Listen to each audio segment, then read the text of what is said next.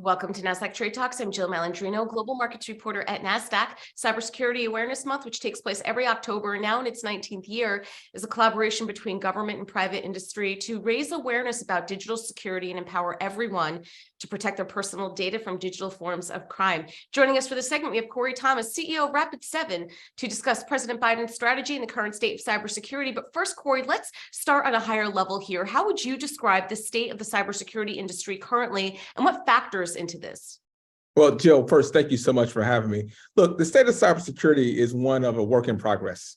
If you look at where we are today, we have a lot of talented cybersecurity people. We have some strong companies in the space, but we have a decades-long backlog of cybersecurity issues in a nation that's pretty technology dependent.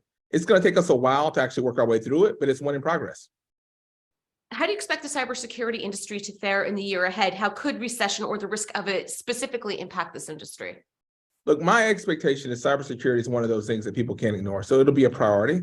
That said, companies are going to have to figure out how to balance their budgets in a potential recessionary environment, and everything's going to come under pressure. But cybersecurity is not one of those things that I think any mature organization is going to actually want to ignore or leave to the side. Where does Rapid7 fit in the cybersecurity ecosystem? Yeah, Rapid7 is a data analytics and automation firm focused on cybersecurity. We collect massive amounts of data in customers' environments and help them understand what's their vulnerability and risk exposure across their traditional cloud environments. And we help them detect and respond to attacks across those environments. We have some of the top forensics experts and data scientists in the world that really understand vulnerability risk, the likelihood of attack, and then monitor for those attacks. And Corey, I've learned that you intentionally run a team that is 50% people of color and women with an employee base of more than 1,000. Can you tell me more about your DEI strategy and the company's first ever 2022 social good report? What is your next DEI ESG goal? Yeah, so our goal is to continue to actually make sure that we're attracting and retaining the best talent all over the world. But we want to make sure that that talent is diverse and inclusive, as many organizations are doing.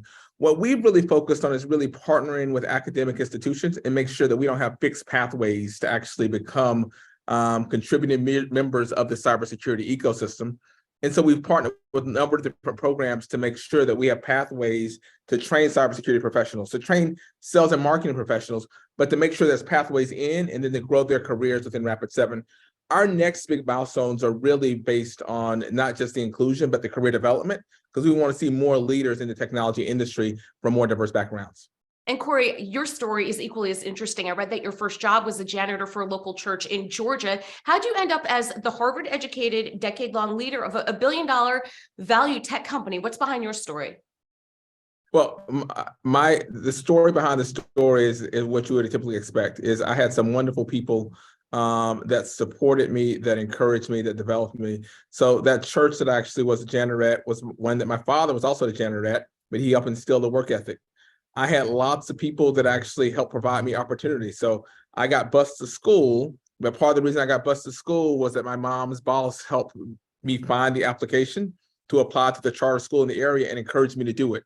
So it's one of those things that it takes a community. I worked hard, but I also had lots of people supporting me along the way that allowed me to, go from a charter school to Vanderbilt to work in the technology industry, to go back to Harvard Business School, and to continue in the technology industry. Yeah, it says a lot about you and your leadership acknowledging that. Thank you, Corey. I also know you were in attendance at the White House's National Cyber Workforce and Education Summit earlier this year. Can you tell me more about the meeting and what's going on in DC and with President Biden's strategy in relation to cybersecurity? Yeah, President Biden has a rightful focus on thinking about how we actually secure the nation's future, but how we actually think about the nation's workforce. There's a massive job shortage, whether you actually look at hundreds of thousands to millions, depending on which status you're looking at and what countries around the world.